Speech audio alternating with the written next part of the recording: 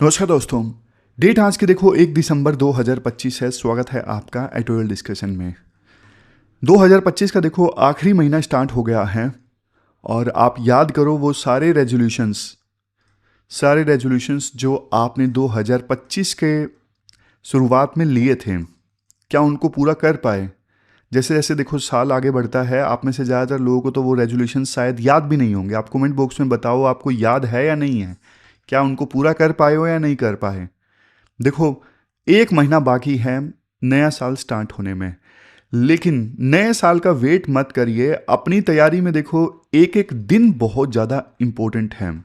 कुछ लोग सोचते हैं कि यार ये साल तो वैसे ही बीत गया, नए साल से पढ़ेंगे, लेकिन बल्कि मैं एक वीडियो भी बना रहा था, शायद आज पब्लिश कर दूंगा, कि कैसे 2026 में आपको अटेम्प्ट लेना है ना, तो दिसंबर और अगले साल का जनवरी दोनों गोल्डन पीरियड है, गोल्डन टाइम है इस साल के अटेम्प्ट में यूपीएससी क्लियर करने के लिए। ऐसा क्यों मैं बोल रहा हूँ, बनाऊंगा आज, मैं सोच रहा हूँ एक वीडियो बनाऊँ इस इशू पे। खैर, आज देखो 3-4 इश्यूज हम डिस्कस करेंगे, 3 नहीं। सबसे पहले आर्टिकल डिस्कस करेंगे हमारे देश में जिस प्रकार से पावर की कोरियोग्राफी होती है, तो एथिक्स से रिलेटेड ये आर्टिकल है। पावर की कोरियोग्राफी, पावर को किस प्रकार से शो किया जाता है।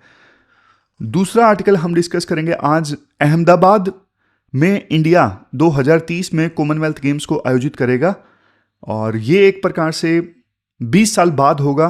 20 साल पहले हमने कॉमनवेल्थ गेम्स को दिल्ली में आयोजित किया था, लेकिन आज पूरी दुनिया जब मना कर रही है कि हाँ हमें नहीं ये गेम्स आयोजित करने, घटिया है, तो इंडिया क्यों करना चाहता है, सब डिस्कस करेंगे। तीसरा आर्टिकल हम डिस्कस करेंगे, हवा तो पोल्यूट हो रही है लेकिन हमारे देश के लीडर्स चुप क्यों हैं, आंखें बंद करके क्यों बैठे हैं।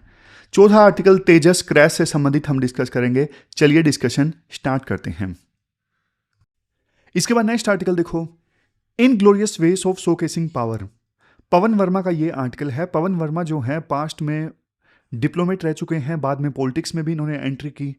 तो ये जो आर्टिकल है ये किस चीज पे फोकस करता है कि हमारे समाज में ना पावर किस प्रकार से शो की जाती है। शुरुआत में पवन वर्मा देखो ये बोलते हैं कि ना वैसे भारत एक डेमोक्रेसी है, लेकिन हमारा जो समाज है ना आज भी काफी ज्यादा स्ट्रेटिफाइड है। मतलब ये है कि हम कागजों पर देखो सब बराबर हैं, लेकिन दिमाग में आज भी ऊंच नीच भरी हुई है। और इंडियंस को ना पावर दिखाने का, उसका प्रदर्शन करने का ना एक अलग ही शौक है, बहुत बड़ा शौक है। राइटर ना अपनी एक बुक के बारे में बताते हैं कि मेरी एक ना बुक है जो 2004 में आई थी, उसमें मैं ना एक इंसिडेंट का जिक्र करता हूं। इंदिरा गांधी इंटरनेशनल एयरपोर्ट का सीन है, और ना कई सारी गाड़ियों का एक काफिला तेजी से ब्रेक लगाता है। गाड़ी के ऊपर नीली बत्ती लगी हुई है, मेन गाड़ी के ऊपर, और फ्रंट सीट से एक पुलिस वाला निकलता है, मशीन गन लटकी हुई है, और वो ना लपक के एक दरवाजा खोलता है, और दरवाजे से बाहर निकलता है एक यंग ऑफिसर। चारों तरफ छोटे छोटे अधिकारी जो हैं वोकी टोकी लेकर उस छोटे अधिकारी का जो रास्ता है वो साफ करवाते हैं। ये सीन देखो कभी ना हम सब ने देखा है। सवाल ये उठता है ये सब क्यों होता है। ये तो एक प्रकार से ना पावर शो करने की ना कोरियोग्राफी है ना, कि एकदम से अधिकारी निकला, बहुत सारे छोटे छोटे अधिकारी पुलिस वाले रास्ता क्लियर करवा रहे हैं, हट जाओ, साहब आ रहे हैं। तो ये क्या है, ये तो पावर की एक प्रकार से कोरियोग्राफी है। पावर शो की जाती है, लेकिन क्यों की जाती है? क्योंकि ना इंडिया में इंसान की वैल्यू उसकी इंसानियत से नहीं तय होती। इंसान की वैल्यू तय होती है उसकी कुर्सी से, उसकी पोजीशन से। अगर पावर है तो दिखानी पड़ेगी, नहीं तो लोग मानेंगे कैसे।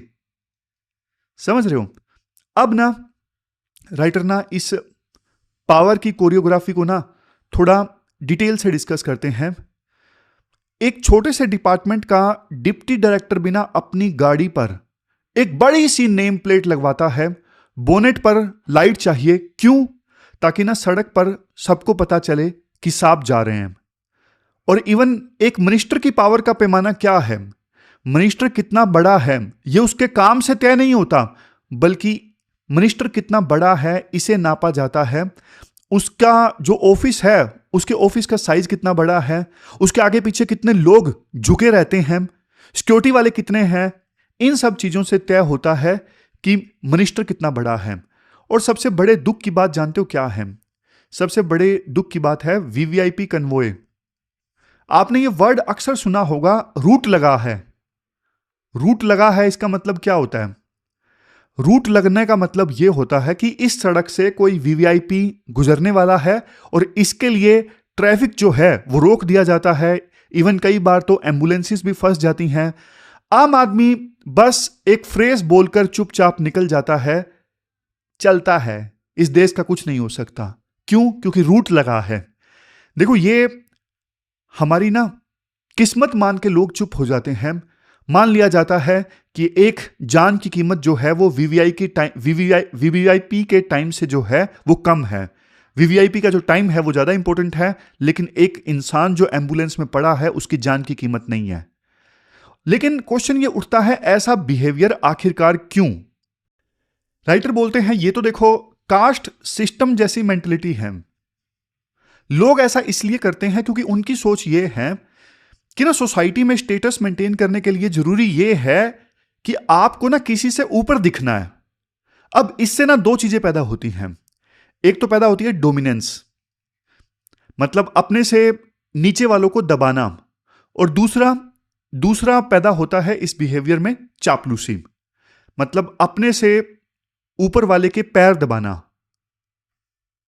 इसका एग्जाम्पल मैं आपको देता हूं। एक ना वेल एजुकेटेड सिविल सर्वेंट को भी आपने देखा होगा, वो जब अपने मिनिस्टर से मिलता है ना तो उसका नाम नहीं लेता। हर सेंटेंस में सर सर, जी सर, जी जी जी जी जी सर। सर से खत्म होता है हर सेंटेंस और सर से ही शुरू होता है। अगर मिनिस्टर पास आ रहा है तो वो साइड में ऐसे हट जाएगा जैसे उसकी परछाई से मिनिस्टर गंदा हो रहा है। और सबसे फनी पार्ट, अगर देखो बॉस ने कोई बेकार सा जोक भी मारा तो वो सिविल सर्वेंट ऐसे हंसेगा जैसे वो दुनिया का बेस्ट जोक हो। तो ये क्या है? ये एक प्रकार से ना राइटर बोलते हैं लॉस ऑफ इंटेलेक्चुअल इंटीग्रिटी है। जब ब्यूरोक्रेसी पॉलिटिकल मास्टर्स के आगे इतना झुक जाती है, तब देखो जिसे हम बोलते हैं ना स्टील फ्रेम ऑफ इंडिया, वो स्टील फ्रेम ऑफ इंडिया पिघल के प्लास्टिक फ्रेम ऑफ इंडिया बन जाता है। क्या बन जाता है? Plastic frame of India. ये रहा यस मिनिस्टर कल्चर। ये जो वर्ड्स है ना, ये वर्ड्स काफी ज्यादा इंपॉर्टेंट हैं। यस मिनिस्टर कल्चर, रूट लगा है, चलता है एटीट्यूड, ये बहुत बढ़िया है। मतलब आंसर्स में यूज करते हो ना तो एग्जामिनर को लगता है कि आपके पास में ना प्रैक्टिकल नॉलेज है। अब ना राइटर एक रियल स्टोरी बताते हैं अपनी। वो कहते हैं मैं यानी पवन वर्मा जिन्होंने आर्टिकल लिखा था ना, और उनकी वाइफ जयपुर के एक होटल में थे। वहां पे देखो सीएम आने वाले थे तो पुलिस ने होटल को घेर रखा था। जब राइटर ने अपनी कार होटल में ले जाने की रिक्वेस्ट की ना तो एक जूनियर पुलिस ऑफिसर ने उन्हें गाली दे दी। ऑफिसर ने उनकी वाइफ को भी धक्का दे दिया।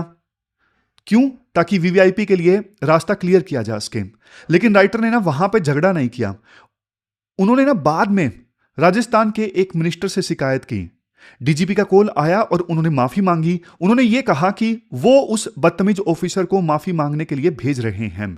थोड़ी देर बाद वही पुलिस वाला होटल लॉबी में आया। जब उसने राइटर को देखा तो आप सोचिए उसने क्या किया होगा। वो लिटरली राइटर यानी पवन वर्मा के ना पैरों में गिर गया, गिड़गिड़ाता हुआ माफी मांगने लगा। तो राइटर यहां पे ना एक बहुत गहरी बात बोलते हैं। वो ऑफिसर देखो इसलिए शर्मिंदा नहीं था कि उसने मिसबिहेव किया, वो इसलिए पैरों में गिरा क्योंकि अब पावर डायनामिक्स बदल गई थी। जब वो पावर में था तो वो एरोगेंट था, घमंडी था, वो सामने वाले को कुछ नहीं समझ रहा था। जब सामने वाला पावर में निकला तो वो गुलाम बन गया। मतलब उस ऑफिसर में ना सेल्फ रिस्पेक्ट नाम की कोई चीज नहीं थी। और यही हमारे पावर स्ट्रक्चर की असलियत है। जिनको आप दबा सकते हो उनको दबाओ, जिनके ऊपर आप डोमिनेट कर सकते हो उनके ऊपर डोमिनेट करो, और जब आपको सामने वाला कोई और ज्यादा पावरफुल मिल जाए तो उनके पैरों में गिर जाओ। यही करते हैं ज्यादातर ऑफिसर्स। लेकिन देखो क्वेश्चन ये उठता है कि ये जो कल्चर है ये आया कहां से? हमारे देश में ये कल्चर कहां से आया? देखो हम फॉरेन कंट्रीज की स्टोरी सुनते हैं, वहां पे प्राइम मिनिस्टर बस में ट्रैवल करते हैं, खुद शॉपिंग करते हैं। कई बार हमने देखा है जो डच पीएम है साइकिल पर ऑफिस जाते हैं। लेकिन इंडिया में पावर को शो ऑफ करना पावर को शो ऑफ करना ये एक ट्रेडिशन बन गया है। तो ना आप ना याद कीजिए लॉर्ड वेल्सले, जिनके बारे में हम स्पेक्ट्रम में पढ़ते हैं, ये गवर्नर जनरल थे 1798 से लेकर 1805 के बीच में। लॉर्ड वेल्सले ने ना ईस्ट इंडिया कंपनी को लंदन चिट्ठी लिखी थी। उसने ये बोला था अगर इंडिया को नेटिव्स पे राज करना है ना तो बड़े बड़े महल बनाने होंगे, मतलब उनको ना चकाचौंध में रखना होगा। जब वो इन महलों को देखें तो उन्हें ये लगे यार ये तो लोग ही अलग हैं, समझ रहे हो। लेकिन देखो वो चकाचौंध वाले गोरे साहब तो चले गए, लेकिन वो माइंडसेट जो है वो आज भी हमारे ब्राउन साहब में यानी हमारे नेताओं में और अफसरों में मौजूद है। वही सोच, वही माइंडसेट कि जनता को बस चकाचौंध में रखो, उन्हें लगना चाहिए कि यार हम अलग ही टाइप के लोग हैं। तो वो आज भी उन्हीं महलों में, उन्हीं गाड़ियों में चलते हैं जो किसी समय में अंग्रेज चला करते थे। मतलब गाड़ियां बदल गई हैं लेकिन उसी प्रकार से चलते हैं और वही तमाशा करते हैं ताकि आम आदमी उनसे डरे। हमारे पॉलिटिशियंस बेशक देखो इलेक्शंस में आम आदमी की बात करते हैं, बोलते हैं कि मैं तो आप जैसा हूं, लेकिन देखो उनके जो एक्शंस है ना वो लॉर्ड वेल्सली जैसे ही हैं। लास्ट में देखो इस पूरे आर्टिकल का निचोड़ क्या है। देखो कल को आप भी ऑफिसर बनोगे, लेकिन आप ये याद रखना कि देखो सिविल सर्वेंट बन रहे हो आप पावर का मजा लेने के लिए नहीं, बल्कि लोगों को सर्व करने के लिए। हमारी जो डेमोक्रेसी है अभी भी मैच्योर नहीं हुई है। हम वोट तो देते हैं बट देखो मानसिकता अभी भी गुलामी जैसी ही है लोगों की। इंसान की इज्जत उसकी ह्यूमन डिग्निटी से होनी चाहिए, ना कि उसकी गाड़ी की बत्ती से। आप लोग कल को आईएएस बनोगे, आईपीएस बनोगे तो एक चीज याद रखना, अथॉरिटी जो है वो सर्विस से डिफाइन होनी चाहिए, ना कि सिंबोलिज्म से। तो ये पूरा आर्टिकल हमने डिस्कस किया। एक वैसे ना अंबेडकर का थॉट भी है लास्ट में, चलो वो भी मैं आपको बताता हूं। अंबेडकर ने एक बात बोली थी कि देखो अगर रिलीजन के अंदर भक्ति होती है ना तो इससे आत्मा को मुक्ति मिलती है, लेकिन पॉलिटिक्स के अंदर अगर किसी की भक्ति होती है या फिर हीरो वर्शिपिंग होती है तो इससे तो डिक्टेटरशिप आएगा और इससे तो हमारा समाज, हमारा सिस्टम डिग्रेड करेगा। यह बात अंबेडकर ने बोली थी। अब ये पूरा आर्टिकल हमने डिस्कस किया। मैं आपको यह भी बताता हूं कि कहां कहां पे डायरेक्ट यूपीएससी ने क्वेश्चन पूछे हैं इस आर्टिकल से संबंधित और कहां पे इनडायरेक्टली भी आप यूज कर सकते हो। इसके बाद नेक्स्ट आर्टिकल देखो, इंडिया में 2030 में कॉमनवेल्थ गेम्स के आयोजन से संबंधित है। आर्टिकल का टाइटल ये है 2034-2036 on Ahmedabad the Commonwealth games the Olympics. आप ना सिलेबस में जीएस पेपर सेकंड के इस टॉपिक से आर्टिकल को रिलेट कर सकते हो। सबसे पहले देखो न्यूज क्या है। एग्जैक्टली 20 साल बाद इंडिया वापस फिर से कॉमनवेल्थ गेम्स को होस्ट करने जा रहा है। लास्ट टाइम देखो हमने ना 2010 में दिल्ली में कॉमनवेल्थ गेम्स को होस्ट किया था। अब 20 साल पहले 2030 में हम फिर से होस्ट करेंगे। और खास बात देखो ये है 2030 का जो ये एडिशन होगा ना कॉमनवेल्थ गेम्स का, जो इंडिया में आयोजित होगा, ये सेंटेनरी एडिशन होगा। मतलब कॉमनवेल्थ गेम्स के 100 साल पूरे हो रहे हैं। पहली बार कॉमनवेल्थ गेम्स को आयोजित किया गया था 1930 में कनाडा के शहर हैमिल्टन में। तो अब 100 साल पूरे हो रहे हैं तो वो कॉमनवेल्थ गेम्स इंडिया में आयोजित होंगे। मौका खास है, लेकिन इस बार दिल्ली में आयोजित नहीं होंगे, फोकस होगा अहमदाबाद पर। अहमदाबाद में आयोजित होंगे। क्यों? क्योंकि देखो इसके पीछे ना एक बहुत बड़ी स्ट्रेटेजी है। स्ट्रेटेजी देखो सिंपल है। मान लो आपको ना वर्ल्ड कप का फाइनल खेलना है, तो आप चाहोगे ना वर्ल्ड कप के फाइनल से पहले हम कम से कम सेमीफाइनल या कोई और मैच उसी पिच पे खेल लें जिस पिच पे हमें वर्ल्ड कप का फाइनल खेलना है, ताकि थोड़ी हमारी और प्रैक्टिस हो जाए, हमें पता लग जाए उस पिच के बारे में, उस ग्राउंड के बारे में जहां पे हमें फाइनल खेलना है। तो ठीक वही स्ट्रेटेजी है। इंडिया ने ना 2036 के ओलंपिक्स को होस्ट करने के लिए ना लेटर ऑफ इंटेंट दिया है। मतलब इच्छा जाहिर की है कि हम 2036 के जो ओलंपिक्स हैं वो इंडिया में आयोजित करवाना चाहते हैं, इंडिया में होस्ट करना चाहते हैं। तो उससे पहले देखो इंटरनेशनल ओलंपिक कमेटी को ना ये दिखाना पड़ेगा कि हम कैपेबल हैं। देखो हमने कॉमनवेल्थ गेम्स को 2030 में इतना अच्छे ढंग से आयोजित किया है, होस्ट किया है, तो हम ओलंपिक्स के लिए भी तैयार हैं। तो इसीलिए मतलब अहमदाबाद हमारा फ्रंट रनर सिटी है ओलंपिक्स की बिड के लिए, तो इसी वजह से हम कॉमनवेल्थ गेम्स को भी यहीं पे आयोजित कर रहे हैं। ये एक प्रकार से ड्रेस रिहर्सल होगी, या फिर यूं कह सकते हो मॉक टेस्ट होगा, टेस्ट रन होगा। लेकिन देखो ये क्लियर दिखाता है इंडिया की इंटेंट क्या है।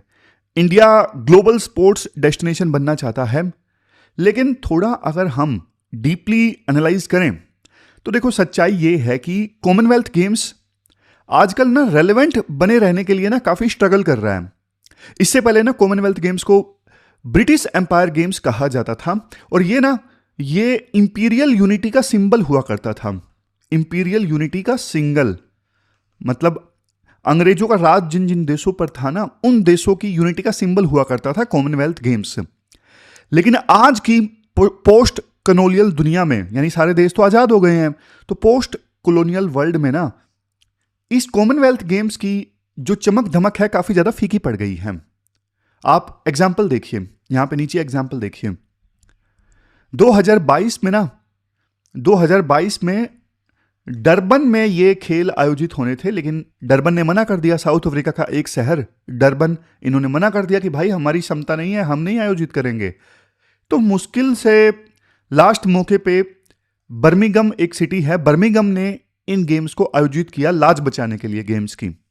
फिर बारी आई 2026 की। 2026 में ऑस्ट्रेलिया का एक स्टेट विक्टोरिया, जिनको आयोजित करना था इस गेम्स को, इन्होंने भी मना कर दिया कि भाई पैसा नहीं है, हम नहीं कर सकते। फिर कनाडा का एक शहर है अल्बर्टा, इन्होंने इच्छा जताई, लेकिन ऐन मौके पे इन्होंने भी मना कर दिया कि भाई नहीं नहीं नहीं नहीं नहीं नहीं, हमें नहीं पता था इतना खर्चा आएगा, हम नहीं कर रहे हैं। तो मजबूरी में ना गेम्स की इज्जत बचाने के लिए यूके का एक शहर है ग्लासगो, तो ग्लासगो ने इन गेम्स को आयोजित किया, वो भी इज्जत बचाने के लिए कि यार कोई नहीं कर रहा है, कम से कम हम ही कर देते हैं, इज्जत तो बची रहेगी गेम्स की। तो सोचो देखो, जहां पे दुनिया भाग रही है वहां पे इंडिया आगे जा रहा है। और यहां पे ना एक इंटरेस्टिंग ट्विस्ट देखो ये भी है, कुछ साल पहले इंडिया खुद कॉमनवेल्थ गेम्स के खिलाफ हुआ करता था। 2019 की बात है, हमारे जो इंडियन ओलंपिक एसोसिएशन के प्रेसिडेंट है ना नरेंद्र बत्रा, इन्होंने कॉमनवेल्थ गेम्स को यानी CWG को ना सब स्टैंडर्ड बताया था। उन्होंने कहा था कि इंडिया को ना कॉमनवेल्थ गेम्स से विड्रॉ कर लेना चाहिए। क्यों? क्योंकि देखो लेवल ऑफ कंपटीशन बहुत ज्यादा लो है, इस पे हम आगे जाके बात भी करेंगे। और लास्ट टाइम जब हमने 2010 में कॉमनवेल्थ गेम्स को आयोजित किया था ना दिल्ली में, तो उस समय बहुत करप्शन के एलिगेशंस लगे थे। याद कीजिए कलमाड़ी स्कैम, इनकम्पिटेंस काफी दिखी थी कि इंडिया इस प्रकार के बड़े लेवल के गेम्स को आयोजित नहीं कर सकता। पुल गिर गए थे, काफी क्लीनिंग इश्यूज आए थे। तो सवाल ये उठता है कि एकदम से इंडिया का मूड अब क्यों बदल गया इन गेम्स को आयोजित करने के लिए 2030 में अहमदाबाद में? इंडिया ने यह रिस्क क्यों लिया?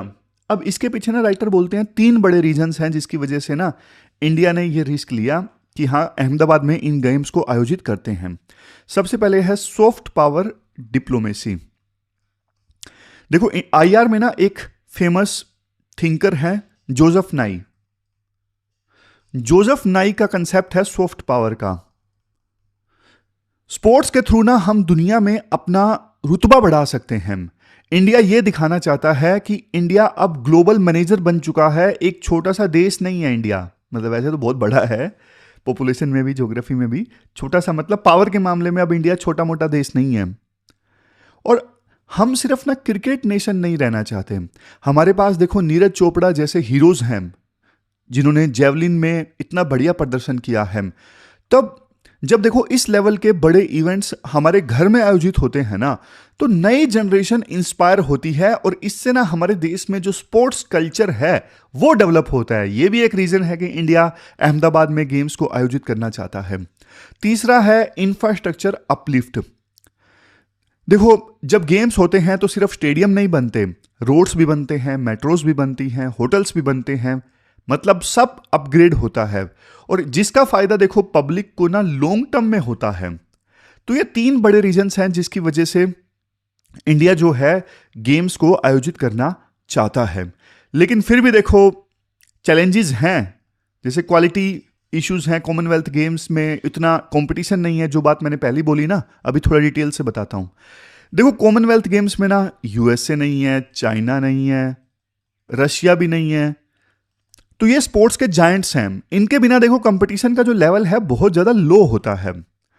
और मेडल इल्यूजन आप सुनो, कॉमनवेल्थ गेम्स में इंडिया लगातार कितने मेडल जीत रहा है, कभी 61, कभी 66, कभी 64, कभी 101 भी जीत रहा है। लेकिन ओलंपिक्स में हमारा जो प्रदर्शन है वो कितने तक रह रहा है, 6 मेडल जीत लिए, 7 जीत लिए, 2 जीत लिए, 6 जीत लिए। समझ रहे हो? मतलब हमें लगता है कि कॉमनवेल्थ गेम्स में हमने अच्छा परफॉर्म कर दिया, हम सुपर पावर बन रहे हैं, लेकिन ऐसा होता नहीं है, गैप रह जाता है। ओलंपिक्स में इंडिया मेडल नहीं जीत पाता, लेकिन कॉमनवेल्थ गेम्स में अच्छे मेडल जीतने के कारण ना हमारे अंदर फॉल्स कॉन्फिडेंस आ जाता है कि कॉमनवेल्थ गेम्स में इतने जीत लिए, ओलंपिक्स में अब की बार अच्छा करेंगे, लेकिन नहीं करते। और फिर देखो राइटर एक बात ये भी बोलते हैं, ग्लासगो यूके का एक शहर जिन्होंने 2026 में जहां पे गेम आयोजित होने हैं ना, अब ग्लासगो ने ना पैसा बचाने के लिए कई सारे स्पोर्ट्स को कम कर दिया है। बैडमिंटन हटा दिया, हॉकी हटा दिया, क्रिकेट और शूटिंग भी नहीं है। सिर्फ 10 डिसिप्लिन्स में गेम होंगे ग्लासगो में जब कॉमनवेल्थ गेम्स आयोजित होंगे 2026 में। तो अगर देखो ऐसे इवेंट्स होस्ट करेंगे तो फिर क्या वैल्यू मिलेगी, आप बताओ। और एक जो इशू है ना वो डोपिंग का भी है। इंडिया में ना ड्रग्स लेकर खेलना, देखो ये बहुत बड़ा बीमारी है, आप कह सकते हो। अगर हम होस्ट हैं और हमारे ही एथलीट्स ड्रग लेते पकड़े गए, ड्रग लेके खेलते पकड़े गए, तो बहुत बेइज्जती होगी। वाडा की रिपोर्ट्स जो है ना, वाडा मतलब वर्ल्ड एंटी डोपिंग एजेंसी, इनकी रिपोर्ट्स में ना इंडिया टॉप वायलेटर में आता है। समझ गए? तो ये पूरा आर्टिकल हमने डिस्कस किया। फाइनली देखो इस आर्टिकल का निचोड़ यही है कि अहमदाबाद 2030 एक अपॉर्चुनिटी है, बट रिस्क के साथ। हमें पैसा पानी की तरह नहीं बहाना है, ना ही 2010 की गलती दोहरानी है। और लेकिन इन गेम्स को, कॉमनवेल्थ गेम्स को हमें इस प्रकार से आयोजित करना है कि 2036 ओलंपिक के लिए वो परफेक्ट पिच हो। डोपिंग को हमें कंट्रोल करना है और सिर्फ मेडल मत गिनो, इंफ्रास्ट्रक्चर और कल्चर डेवलप करो। नेल्सन मंडेला ने ना एक बात बोली थी, sports has power to change the world, it has power to inspire, it has power to unite people in a way that little else does. मतलब स्पोर्ट्स के पास वर्ल्ड को बदलने की पावर है, लोगों को इंस्पायर करने की पावर है, और लोगों को इस प्रकार से एकजुट करने की पावर है जो शायद किसी दूसरे इवेंट के पास में नहीं है। इसके बाद नेक्स्ट आर्टिकल देखो, हमारे देश में अर्बन क्राइसिस से संबंधित है। आपने सिलेबस में जीएस पेपर 1 के अर्बनाइजेशन टॉपिक से इस आर्टिकल को रिलेट कर सकते हो। शुरुआत में हम अर्बन क्राइसिस के बारे में जानेंगे, पॉलिटिक्स जानेंगे, इसके बीच की गवर्नेंस, और लास्ट में सॉल्यूशंस। देखो आर्टिकल की शुरुआत होती है एक बहुत स्ट्रॉन्ग कंपैरिजन से। राइटर जिन्होंने आर्टिकल लिखा है वो न्यूयॉर्क में है अभी, और वहां से इस आर्टिकल को लिख रही हैं। वो कहती हैं कि वहां की हवा पानी बहुत ज़्यादा निर्मल है, लेकिन जब वो इंडिया, खास करके नॉर्थ इंडिया या फिर मुंबई की बात करें तो सीन पूरी तरह से बदल जाता है। नॉर्थ इंडिया में हवा की क्वालिटी इतनी खराब है, सांस लेना भी मुश्किल है। मतलब वैसे तो देखो एक तरफ हम बात करते हैं बड़ी बड़ी 2047 तक हम डेवलप्ड भारत बनेंगे, अरे पहले साफ हवा तो दे दो भाई। और जो हमारे लीडर्स हैं ना चुप हैं, इवन प्रधानमंत्री मोदी भी चुप हैं, वो बोल ही नहीं रहे हैं इस इशू पे कि साफ हवा नहीं है। राइटर आगे जाके बोलती भी हैं कि अब देखो ये स्टेट का इशू नहीं है, इतना ज़्यादा पोल्यूशन है, छोटे बच्चों पे इतना ज़्यादा इम्पैक्ट पड़ रहा है, अब ये नेशनल इमरजेंसी है, और नेशनल इमरजेंसी पे भी हमारे जो लीडर्स हैं बिल्कुल चुप हैं। दिल्ली में तो देखो सभी पॉलिटिकल लीडर्स का घर है, चाहे वो leader of opposition Rahul Gandhi, प्रधानमंत्री मोदी, अमित शाह, राष्ट्रपति, सभी लीडर्स का घर दिल्ली में है। लेकिन ऐसा लगता है कि हिंदी फिल्मों में डायलॉग होता है सांप सूंघ गया है, मतलब लाइटर नोट पे, सांप सूंघ गया, चुप है सब, इस इशू पे कोई बोल ही नहीं रहा है, जबकि इतना गंभीर इशू है ये। तो राइटर देखो ये बोलती हैं, अच्छी बात ये है लोग जाग रहे हैं। पिछले कुछ दिनों में ना 2-3 प्रोटेस्ट जो हैं वो हो चुके हैं एयर पोल्यूशन को लेके। पहली बार ये मुद्दा जो है वो सड़कों पे पहुंच चुका है। जजेस, डॉक्टर्स, बहुत सारे जो लोग हैं अब इस बारे में काफी ज्यादा गुस्से में हैं, बोल रहे हैं। सुप्रीम कोर्ट ने रिसेंट ऑब्जर्वेशन में यह कहा कि राइट टू क्लीन एयर जो है वो आर्टिकल 21 के तहत राइट टू लाइफ का पार्ट है। समझ रहे हो? और जैसे मैंने आपको बोला, ये देखो कोई छोटी मोटी समस्या नहीं है, ये नेशनल इमरजेंसी हो चुकी है। अब एक तरफ देखो हम अपने देश से इतना ज्यादा प्यार करते हैं और इवन हमारे देश को हम माता की संज्ञा देते हैं, इससे बड़ी संज्ञा कोई हो नहीं सकती। भारत माता की जय। लेकिन भारत माता गंदी हो गई है, इस पे हमारे देश के लीडर्स चुप हैं। राइटर बोलते हैं दिक्कत देखो ये है, हमारे लीडर्स की जो प्रायोरिटीज है ना वो कहीं और हैं। हमारे लीडर्स का फोकस पब्लिक सर्विस पे है ही नहीं, हमारे लीडर्स का फोकस है इलेक्शन जीतने पर। वो सड़क, पानी, सफाई इन पर काम करने के बजाय इस पर लड़ते रहते हैं कि सीएम कौन बनेगा। समझ रहे हो? कर्नाटक में कांग्रेस के लीडर्स लड़ रहे हैं सीएम कौन बनेगा। बीजेपी ये तो सारा दिन इलेक्शन पे ही फोकस करती रहती है। पावर गेम जो है वो हमारे देश के लीडर्स के लिए ज्यादा इंपॉर्टेंट हो गया है बजाय गवर्नेंस के। देखो आज के समय में विभिन्न पॉलिटिकल पार्टीज का फोकस ना पब्लिक रिलीजियसिटी पे ज्यादा है, मतलब धर्म का दिखावा, बड़े बड़ी मूर्तियां बनवाना, बड़े बड़े मंदिर बनाना ताकि धर्म का दिखावा किया जा सके। देखो मंदिर बनवाना तो बहुत बढ़िया बात है, बनवाने चाहिए, लेकिन अर्बन इंफ्रास्ट्रक्चर का तो आप ध्यान रखो। शहरों में कितने बड़े क्राइसिस हैं, साफ हवा तक नहीं है, उनका तो ध्यान रखो आप। फिर इसके बाद में राइटर ये बोलती हैं कि आज से देखो 4000 साल पहले भी, यानी जब इंडस वैली सिविलाइजेशन थी ना उस समय भी जो ड्रेन्स थी वो कवर्ड थी। आज हम 21वीं शताब्दी में होकर भी वाटर लॉकिंग की समस्या को हैंडल नहीं कर पा रहे हैं। कचरे का पहाड़ देखने को मिल रहा है, कचरे के ढेर में रह रहे हैं। तो 4000 साल बाद बल्कि डिग्रेडेशन हुआ है। इंडस वैली सिविलाइजेशन में तो सिचुएशन इतनी बढ़िया थी, प्लांट सिटी थी। अब आते हैं टेक्निकल पार्ट पर। राइटर बोलती हैं प्रॉब्लम देखो ज्यादा बड़ी ऊपर नहीं बल्कि नीचे है, लोकल गवर्नेंस की है। जो म्युनिसिपल ऑफिशियल्स है ना अक्सर सर्विसेज देने से ज्यादा अपनी जेब भरने में ज्यादा इंटरेस्टेड होते हैं। आपने देखा होगा इलीगल कॉलोनीज बन जाती हैं, बिना प्लानिंग के बिल्डिंग्स खड़ी हो जाती हैं। कैसे? रिश्वत देकर। क्या कभी सुना है किसी ऑफिसर को जेल हुई है अनप्लान्ड सिटी बनाने के लिए? नहीं। म्युनिसिपल ऑफिशियल्स की जो अकाउंटेबिलिटी है बिल्कुल जीरो है। राइटर एक सॉल्यूशन देती है। अभी शहरों को कौन कंट्रोल करता है? स्टेट का चीफ मिनिस्टर। लेकिन देखो सीएम साहब तो हमेशा वीवीआईपी एरिया में रहते हैं, आपने देखा होगा। बड़ी गाड़ियों के काफिलों में चलते हैं सीएम। उन्हें ट्रैफिक जाम या फिर गंदे नाले का दर्द शायद ही पता चलता हो। लेकिन आप लंदन या फिर न्यूयॉर्क जैसे शहर देखोगे ना, वहां पे मेयर की जो पोस्ट है काफी ज्यादा पावरफुल है। मेयर डायरेक्टली इलेक्ट होते हैं और शहर के लिए रिस्पॉन्सिबल होते हैं। इंडिया में मेयर के पास में पावर है ही नहीं, सारी पावर स्टेट गवर्नमेंट के पास में है।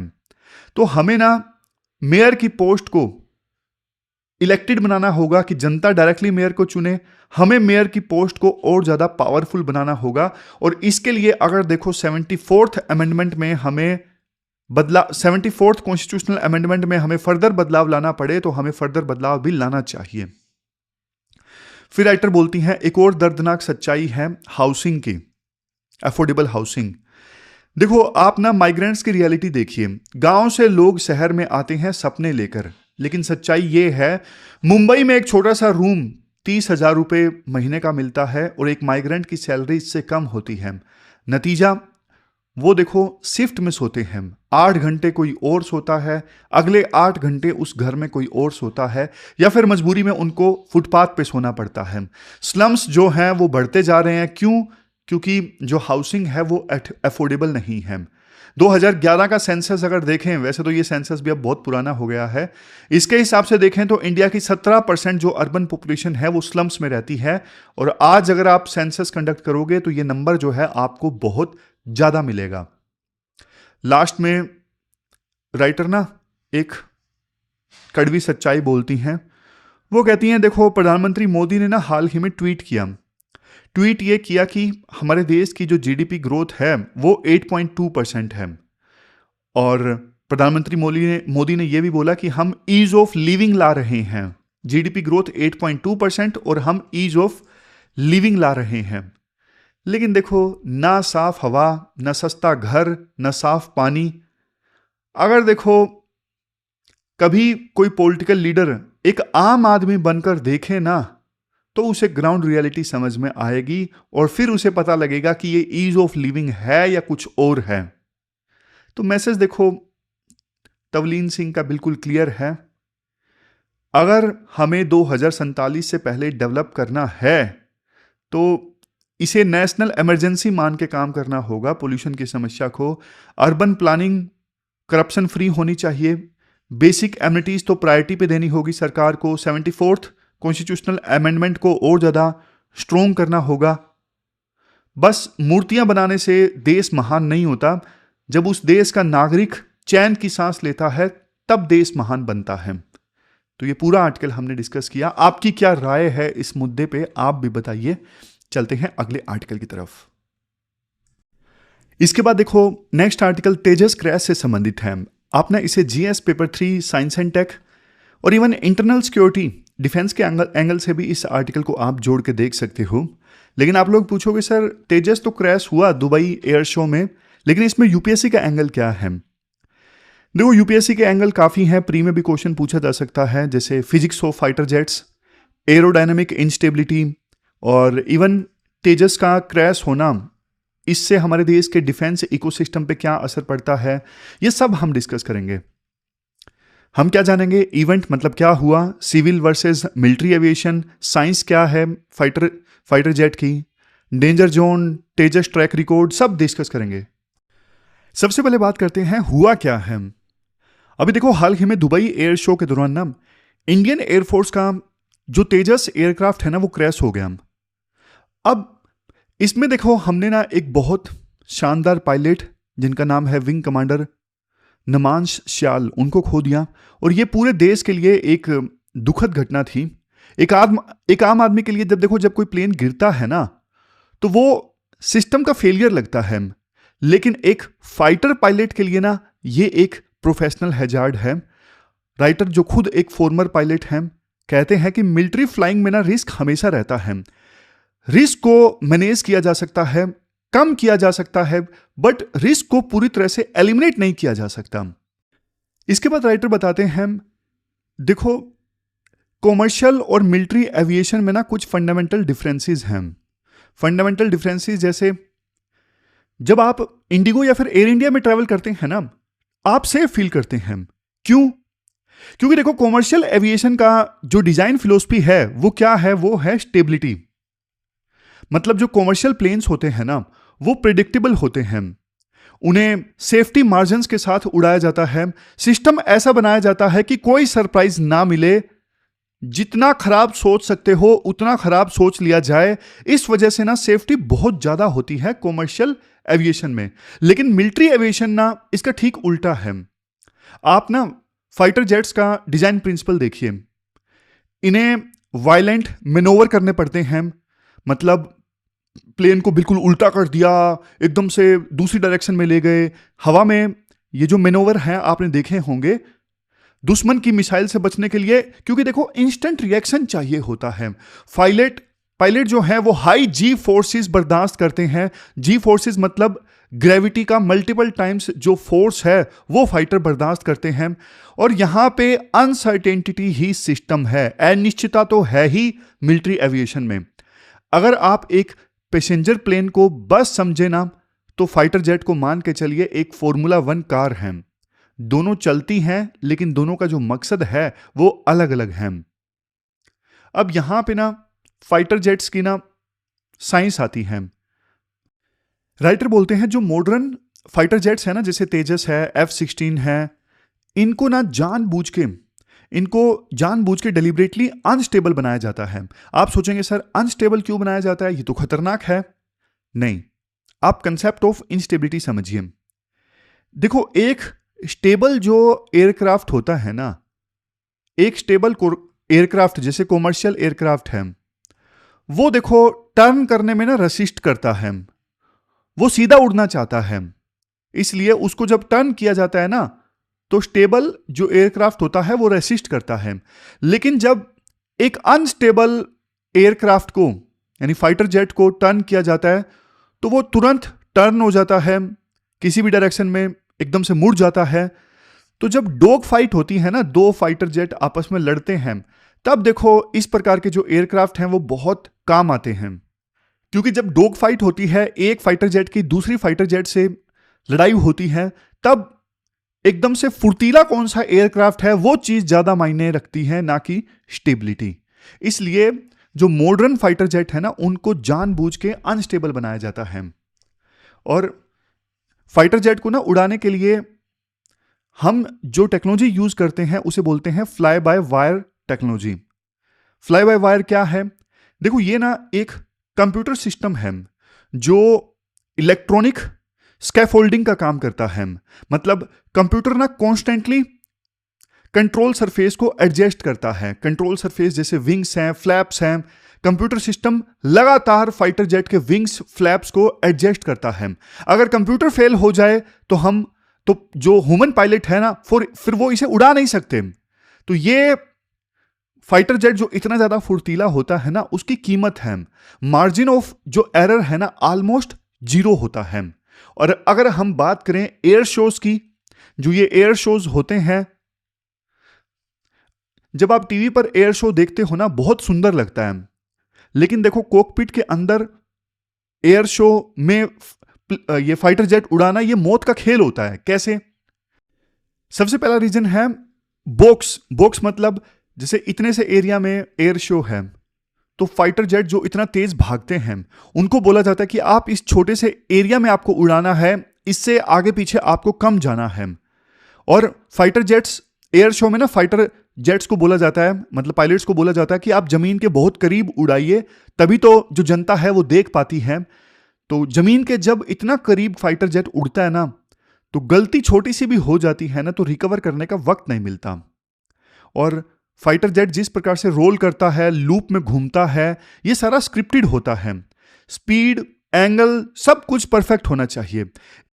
एक हल्का सा भी हवा का झोंका आ गया या फिर एंट्री स्पीड में कोई गलती हो गई, बस गेम ओवर। राइटर कहते हैं, देखो जब एयर शो में फाइटर जेट्स उड़ते हैं ना, तो जनता को ग्रेस दिखती है, लेकिन पायलट को ना ज्योमेट्री और फिजिक्स रियल टाइम बेसिस पे महसूस होती है। और देखो इस क्रैश के बाद में ना कुछ लोग तेजस एयरक्राफ्ट को ब्लेम करने लगे। हिंदुस्तान एरोनॉटिक्स लिमिटेड, वो कंपनी जिसने तेजस एयरक्राफ्ट को बनाया है, उसको ब्लेम करने लगे। बट देखो हमें ना इस प्रकार के आउटडेटेड जो नैरेटिव्स है ना, उनसे बचना होगा।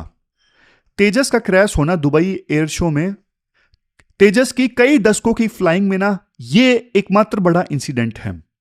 वैसे दुनिया के जो बेस्ट फाइटर जेट है ना, जैसे F-16 है, राफेल है, अब सबने देखो अपने डेवलपमेंट फेज में ना कई सारे क्रैशेस देखे हैं। और तेजस ना एक्सपेरिमेंट से बढ़कर अब एक फ्रंटलाइन फाइटर जेट बन चुका है, और इसका जो रिकॉर्ड है वो ग्लोबल स्टैंडर्ड्स पर एक्सीलेंट है। लास्ट में राइटर देखो ये बोलते हैं, अब ना इन्वेस्टिगेशन स्टार्ट होगी। अब इन्वेस्टिगेशन स्टार्ट होगी, लेकिन जो इन्वेस्टिगेशन होनी चाहिए ना, इमोशनली न्यूट्रल होनी चाहिए। इन्वेस्टिगेशन का मकसद किसी को डांटना नहीं होना चाहिए। इन्वेस्टिगेशन का मकसद होना चाहिए चेन ऑफ इवेंट्स का पता लगाना, चेन ऑफ इवेंट्स को समझना कि जो ये तेजस क्रैश हुआ क्यों हुआ, क्या कोई मैकेनिकल फेलियर थी, ह्यूमन एरर थी, या फिर प्रोसीजरल गलती थी। जब इन्वेस्टिगेशन की सही रिपोर्ट हमारे पास में आएगी, हमें लेसन मिलेगा, हम उस लेसन को एसओपी में डालेंगे, यानी स्टैंडर्ड ऑपरेटिंग प्रोसीजर्स में। और दुनिया की देखो हर एयरफोर्स जो है वो ऐसे ही सीखती है और ऐसे ही सेफ बनती है। तो देखो तेजस का जो लॉस है वो दुखदायक है, लेकिन इससे हमारी जो नेशनल प्राइड है वो कम नहीं होनी चाहिए। जो फाइटर पायलट्स हैं, उनका जो रिस्क रहता है प्लेन को उड़ाने में, उसकी हम रिस्पेक्ट करते हैं, उससे हम डरते नहीं। और ये जो मशीन्स है ना, ये फिजिक्स की हद को चैलेंज करती हैं ताकि हमारा जो देश है वो सुरक्षित रहे। इसलिए हमें फैक्ट्स पे फोकस करना चाहिए, ना कि स्पेकुलेशंस पे। ये पूरा आर्टिकल हमने डिस्कस किया तेजस एयरक्राफ्ट के क्रैश होने से संबंधित। चलते हैं आगे। लास्ट में क्वेश्चन देख लीजिए जो आपको अटेम्प्ट करना है। ये जो कॉमनवेल्थ गेम्स के आयोजन से संबंधित आर्टिकल हमने डिस्कस किया था ना, इसी से रिलेटेड क्वेश्चन आपको अटेम्प्ट करना है 250 वर्ड्स में, और 15 मार्क्स का ये क्वेश्चन है। तो ये थी हमारी आज की डिस्कशन। कल मिलते हैं फिर से एक नई डिस्कशन के साथ। तब तक आप अपना ध्यान रखिए, अच्छे से पढ़िए। Thank you very much for discussion.